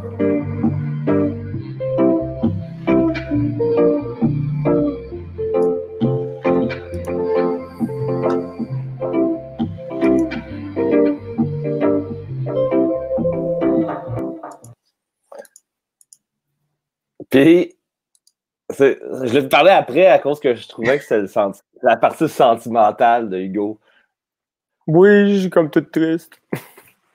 Ah, je sais, je t'ai vu, je te voyais, mais c'était beau. En tout cas, c'est que c'est le fun pour de vrai faire ce show-là. Plus je recheck, plus je me rends compte à quel point on a fait de quoi de fun. Ben oui, puis c'est pas que je suis triste quand je suis un peu déçu parce que ça fait tellement longtemps que je pense qu'on devrait en faire des vagues. Attends, on parle pas de ça. Moi, c'est juste parce que c'est ça, je me disais quand j'ai vu le show, j'aurais dû mettre la partie des vagues avant, mais j'aime vraiment le côté. Comment elle va, Christine? Là? Ah, l'humaine sur 2 pattes? Oui. Elle va super bien. Écoute, à cause que là, on est plus avec les enfants, il n'y a pas d'école. Ça fait que c'est sûr qu'on fait, écoute, c'est dur, on travaille à la maison. Et puis, en plus, il faut s'occuper de nos enfants. Fait que, je te dirais pas que c'est facile tous les jours, mais elle va bien. Elle jardine beaucoup. C'est la reine du jardin chez nous. Et puis Christine, je me rends compte que plus qu'elle est dehors, mieux elle va. Donc là, elle a commencé à angoisser parce que là, les emails rentrent, on n'a pas de staff. Puis là, c'est un peu toujours ça. Il faut engager des employés, mais ça prend des sous. Puis c'est vrai que c'est stressant, là, les emails qui rentrent, le téléphone qui sonne. Fait que, mais plus elle va dehors, mieux elle va. Puis il faut qu'elle retourne surfer. Là, elle n'est pas allée encore. Christine va surfer. Ce que j'aime beaucoup de KSF puis de ta vision de voir les choses, c'est que je trouve que tes employés, c'est comme l'extension de ta famille. Puis je le vois vraiment quand j'ai passé du temps dans le tournage, de la relation que autant que toi avec des employés que Christine a aussi, mais que comment les employés sont avec tes enfants, que je trouve qui est cool au bout. Ça, c'est... Comment ça se crée, ce genre de relation-là? As-tu des conseils? Comment ça s'est passé? Parce que je veux pas... la famille est rentrée dans l'entreprise naturellement, puis on dirait, je sais pas, il y a comme une genre de symbiose vraiment belle. Ben, je pense que tu l'as dit, c'est une symbiose, puis la seule façon de faire ça, c'est premièrement d'avoir du flair pour engager tes employés. Donc, ça part de là, parce que puis des fois, c'est des gens que tu connais et qui veulent travailler chez vous. Puis là, je vais te donner un exemple. Tu t'entends super bien avec, comme ça, mais tu te dis, cette personne-là, je ne suis pas sûr que je l'inviterai à un barbecue chez nous. Engage-la pas. C'est vraiment, tu l'as dit, c'est une extension d'une famille. Puis c'est comme toutes mes cousins, mes frères, mes sœurs, mes cousines, c'est vraiment du monde que j'aime, que j'apprécie beaucoup. Puis après ça, mes enfants, ils sont mélangés à eux, ils sont habitués de les voir. Ils vont passer chez nous, ils vont passer à la boutique, ils vont passer au chalet. Ils les voient partout, tout le temps. Fait que ça se fait. Puis ça se fait tout seul. Puis si ça se fait pas tout seul, c'est peut-être là qu'il y a un problème. Dans le fond, les employés qui restent, c'est naturel, dans le fond. Puis, t'en essaies, des fois, ils restent pas. Puis ouais, puis des fois, t'en as un super bon ou une super bonne, puis ils font 1 an, 2 ans, 3 ans. Il y en a qui font 8. Pépé, c'est notre superstar. Là. Il est rendu à 8-9. J'ai arrêté de compter. Mais peu importe le nombre d'années qu'ils vont avoir fait, ça va rester mes amis. Et puis, c'est sûr qu'on les voit moins parce qu'on travaille moins avec eux, mais il faut que ça...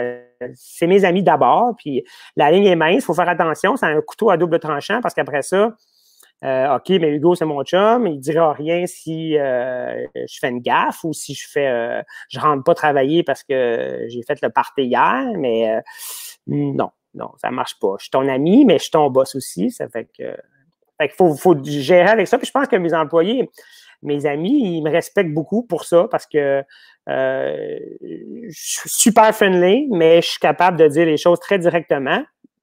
Des fois, je manque de tact, mais au moins, le message, il passe. Puis après ça, il n'y a pas de malaise. C'est réglé. Inquiète pas, je te file.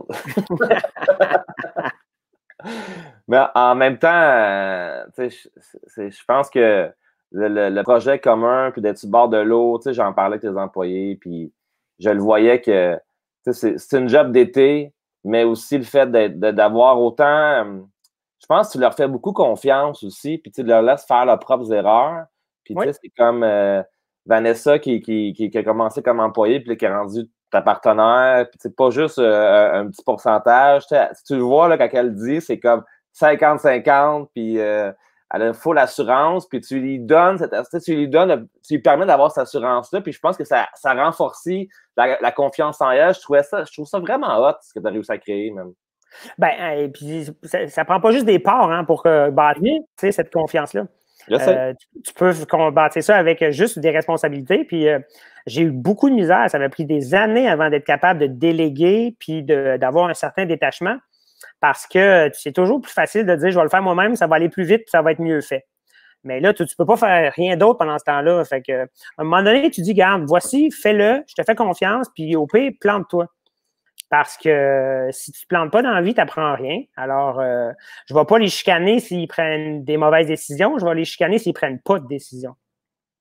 C'est quand c'est arrivé le moment que tu as fait comme... Parce que tu ne veux pas, à chaque début d'entreprise où les entrepreneurs commencent à se lancer dans cette aventure comme ça, il y a toujours la crainte de chaque erreur compte, tu sais, puis c'est toi qui payes au bout de la ligne. Là. Puis c'est quand tu as réussi à avoir comme un lâcher-prise, de dire, OK, là, je vais laisser le monde faire des erreurs, ça fait partie des calculs de mon entreprise. Ça, c'est comment c'est arrivé, ce processus-là? Encore une fois, même chose, graduellement, tranquillement. Tu n'arrives pas du jour au lendemain, puis tu bâtis une équipe de direction, puis tu dis, OK, vous 5, là, go! Ça commence avec une personne, une gérante, tu sais, ça commence avec une. Après ça, OK, 2, puis après, là, on en perd une, il faut en former une autre. Puis tu fais ça vraiment tranquillement, puis tu sais, cette confiance-là se bâtit avec des petits projets. Tu donnes un petit projet, puis ils le font super bien. Tu sais, des fois, moi, je dis à quelqu'un, OK, fais-moi ça, puis il me rappelle 5 minutes après, OK, c'est fait. Ah, OK. Fait que là, tu veux d'autres choses à faire, toi, là.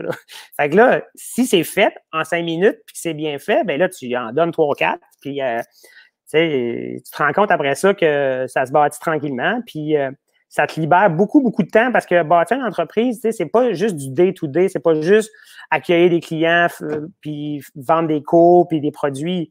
C'est de réfléchir, comme Christine disait, 2 puis 3 ans d'avance. Sinon, c'est déjà fini, tu es en retard sur tout le monde. Là. Justement, ça tombe bien que tu parles de penser 2-3 ans d'avance. Là, dans l'épisode qu'on vient de voir, on allait voir en dessous du pont Champlain, puis là, on rêvassait d'avoir peut-être l'opportunité de créer des vagues avec l'ancien pont Champlain. Puis tu sais, je me rappelle, dans ce temps-là, c'est quand même très concret. On était comme, Chris, le pont il est là, les fonds sont disponibles, ils n'ont pas le choix de réinvestir pour réparer leurs erreurs en tant que telles, d'avoir comme brassé l'écosystème du fleuve. 2 ans plus tard, qu'est-ce qui se passe avec ça? Même chose que quand on s'est vu, Ben, même pire, parce que même si on avait fait des belles avancées puis des petits progrès, avec le COVID, ben là, toutes les énergies sont mises ailleurs. Alors, c'est encore tout stallé puis sur pause. Mais écoute, là, c'était pas 3 ans d'avant, ça fait 13 ans que je rêve de ça, puis que j'avais fait une vieille pub au tout début, en 2007, avec Mastercard, qui faisait une pub genre surfer à Montréal, ça n'a pas de prix. Puis dans mon petit documentaire, un peu, là, j'en parlais de ce rêve-là, tu sais. Puis je suis pas gêné d'en parler parce que je pense que le fait d'en parler, ça va faire que peut-être que d'autres mondes vont embarquer. Puis tu sais, c'est pas une idée que je veux m'approprier, mais absolument pas, là. Alors, on a eu plein de belles avancées au cours des années. Puis dernièrement, ce qui a été intéressant, c'est que à un moment donné, à l'automne passé, j'ai eu le délégué du Japon, délégué du Québec au Japon, David Brulotte, il nous écoute. Oui, il dit qu'il de Tokyo, il est là, quelque chose de genre. Là, exact. Cool. Exact. Puis lui, pour venir, il a fait un cours privé, puis le jour du cours, il est arrivé avec la ministre du Tourisme, Mme Caroline Proulx. Elle a fait un cours avec nous, privé, puis j'ai raconté l'idée. J'avais un petit dossier qu'on venait de faire avec Au Vive Québec. J'y ai donné mon petit dossier comme un petit enfant, puis elle a vraiment aimé ça, puis on a échangé, puis elle a dit, écoute, c'est rendu sur la table du premier ministre, puis c'est super intéressant, puis écoute, avec tout ce qui est arrivé, j'ai pas de nouvelles, puis écoute, c'est pas moi qui va appeler Caroline Proulx pour dire, Madame Proulx, qu'est-ce qui se passe avec nos vagues au pont Champlain? Ben, c'est encore drôle, je te connais, là, puis à un moment donné, je pense que tu vas faire un petit email. Ben, je vais me garder une petite gêne, là, mais je vais le faire, oui, quand tout ça, la poussière va retomber un peu, parce que une alliée comme ça pourrait être super utile. Puis, mais tu sais, c'est une ministre, c'est un gouvernement, puis ça va-tu rester 2, 3, 4, 10 ans ou ça va rechanger? C'est souvent à recommencer.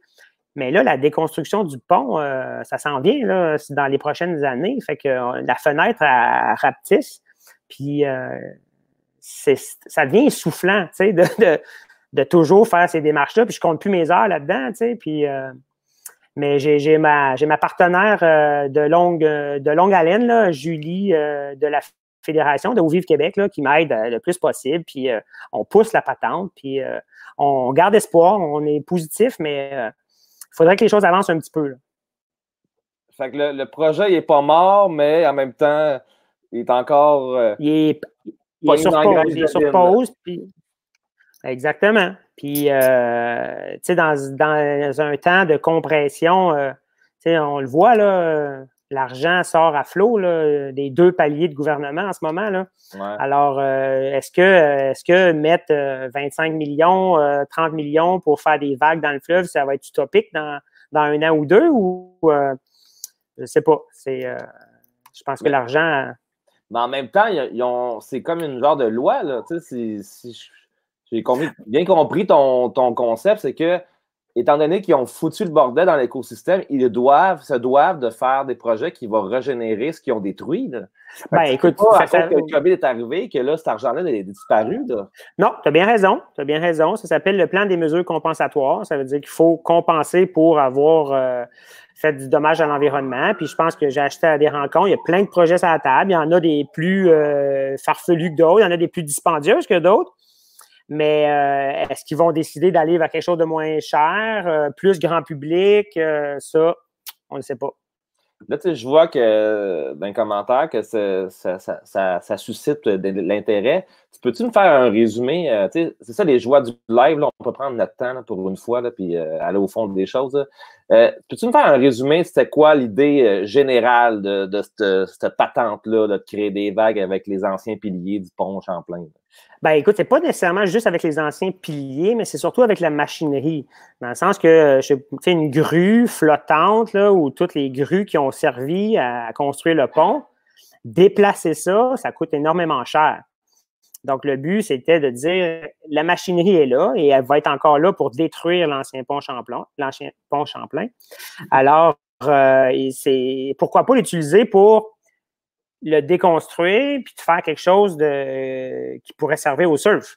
Donc, oui, on pourrait dropper un pilier quelque part ou un morceau de béton, mais là, c'est un peu du essai-erreur. Moi, j'aimerais mieux voir des ingénieurs, puis on a beaucoup d'intelligence au Québec et de firmes d'ingénierie pour dire, OK, ben là, l'eau est à telle profondeur, le débit est à telle vitesse, avec la grue, on va déposer une plateforme avec une forme définie. boum, on va l'ancrer dans le fond, puis ça va faire des vagues. Parce que tant qu'à faire ça, on ne va pas en faire une, on va en faire plusieurs. Donc, c'est un peu ça le but. Mais comme je dis, moi, je ne suis pas ingénieur. Moi, j'ai le concept, parce qu'encore une fois, ce n'est pas mon concept. C'est l'idée que plein de monde en a rêvé. Alors, il y a du courant, là, il y a une pente, puis il va y avoir la machinerie. Fait que pourquoi pas prendre, tu sais, avec la machinerie qui est là, puis les matériaux, admettons qu'on dit, là, puis là, on dit des chiffres comme ça, là, mais que ça coûterait 20 millions.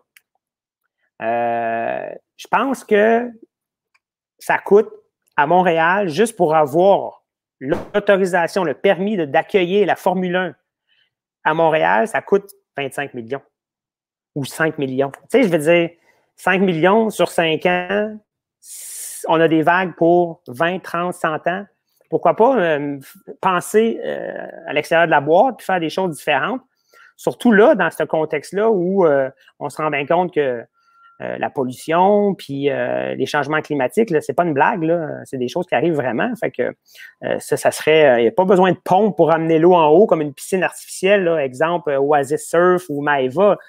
Il n'y a pas d'électricité, c'est le courant naturel qui est là, puis c'est juste le lit de la rivière qu'il faut qu'il change. Donc, c'était ça le but, c'était ça le rêve. Tu sais, mis à part le fait que ça soit aussi très récréo-touristique, là, Ouais. ça reste que c'est. Est-ce qu'il y a un impact sur l'environnement de faire une vague positif? Ben écoute, là, à cause qu'ils ont déjà foutu le bordel dans le fond du fleuve, ça ne serait pas vraiment dommageable pour la faune aquatique qu'il y a là. Puis la flore aquatique a déjà été un peu détruite. Mais je me rappelle dans le passé, j'avais fait affaire avec un biologiste, le Pierre Bilodeau, pour ne pas le nommer. Il avait, lui, fait une étude, il avait dit, quand tu mets dans une rivière où il y a un gros courant, tu sais, il y a du courant, là. Ouais. Il n'y a pas de poissons, puis il n'y a pas d'habitat faunique qui va se créer là parce qu'il y a trop de courant. En mettant une plateforme, ça crée derrière la plateforme, la vague est sur le dessus, mais ça crée derrière la structure qui est sous l'eau, une espèce de compte courant sous-marin qui, lui, va être propice à la création de certains habitats naturels là, pour des types de poissons puis de plantes. Puis ça va oxygéner l'eau aussi, j'imagine? Ben, c'est sûr que ça oxygène l'eau, mais non, oui. Non, on va mettre toutes nos chambres de notre côté. Là. C'est côté ben oui, il faut bien, tant qu'à faire, on va mettre tous les côtés, mais chose certaine, je ne pense pas que ça serait négatif pour l'environnement. Je pense pas. Là, il ne faut pas juste tomber dans une roue sans fin et qu'ils disent, ben là, OK, il y a un plan de mesure compensatoire à cause du pont. On va faire des vagues, mais là, ça prend un plan de mesure compensatoire parce qu'on fait des vagues. Tu comprends? Là, c'est les 12 travaux d'Astérix. Il faut juste le faire, prendre du temps, un peu d'argent, puis beaucoup de savoir-faire. Puis je pense que c'est vraiment à portée de. C'est réalisable. Mais tu sais aussi, tu dis, là, tu as un contact avec la ministre du Tourisme. Ça risque aussi de peut-être avoir des répercussions mondialement, là, ce fait de faire un projet comme ça, puis d'attirer du monde juste pour venir surfer la vague aussi. Il n'y a pas juste les retombées, je dirais, locales, mais ça reste que peut-être aussi, ça peut devenir un truc économique qui peut être intéressant aussi. Ben écoutez, déjà, les vagues de Montréal amènent des touristes. Là, moi, c'est à chaque été que je vois des gens qui disent hey, j'avais le choix entre faire un congrès à Toronto ou Montréal. On a choisi Montréal parce qu'on veut essayer les vagues de Montréal. Alors, il y a déjà cette espèce d'engouement-là. Le problème, c'est que là, nos spots ils commencent à être saturés, puis on est victime de notre succès, puis là, on fait la file, comme au IGA, pour surfer notre vague. Alors, c'est certain que si on ne fait rien, notre sport, il va imploser. C'est-à-dire qu'au lieu de continuer à grandir, bien, le monde va arrêter d'en faire parce qu'il va y avoir trop de monde. Puis là, on risque peut-être aussi d'avoir même un effet négatif sur l'environnement et les rives parce que le piétinement, on l'a vu à la salle là, à Wagagi, le fait qu'il y ait des centaines de personnes qui passent, des milliers par année, ça fait de l'érosion. Puis il faut prendre des mesures pour qu'il arrête d'avoir l'érosion. Fait que moi, je pense que le titre Maire du fleuve, il te va bien. Désolé. Je sais que tu n'aimes pas ça. Là, mais... Ben, pour ça, il faut être élu. Tu sais, là, vous autres, à date, vous êtes deux. Là. Non, mais c'est pas ça. C'est que justement, les élus, là, on sait comment ça peut être trafiqué, tout ça, l'opinion publique. Là.